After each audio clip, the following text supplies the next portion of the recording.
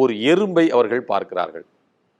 அந்த எறும்பு தன்னுடைய பின் கால்கள் இரண்டையும் தரையிலே ஊன்றி, தன்னுடைய முன்கால்கள் இரண்டையும் கைகள் போல ஏந்தி, தன்னுடைய உடலின் பெரும்பகுதியை தரையில இருந்து மேலே உயர்த்தி வானத்தை பார்த்து கையை தூக்கி இறைவனிடத்திலே அது மன்றாடுகிறது. இறைவா, மனிதர்கள் செய்த பிழைகளுக்கு நாங்கள் என்ன செய்வோம்?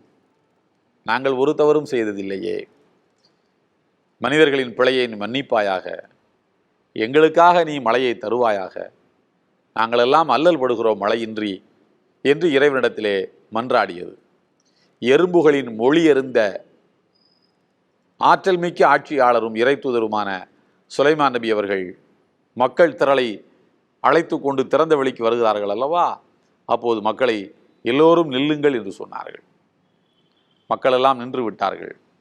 அப்படியே நீங்கள் உங்களுடைய இல்லங்களுக்கு திரும்பி செல்லலாம், ஏனென்றால் சற்று நேரத்திலே மழை பொழிந்துவிடும் என்றார்கள்.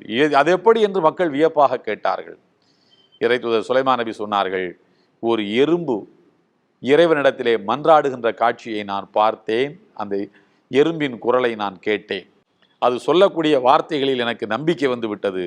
கண்டிப்பாக இறைவன் நமக்கு மழையை தருவான் என்கிற நம்பிக்கை அது என்று சுலைமான் நபி அவர்கள் சொன்னார்கள்.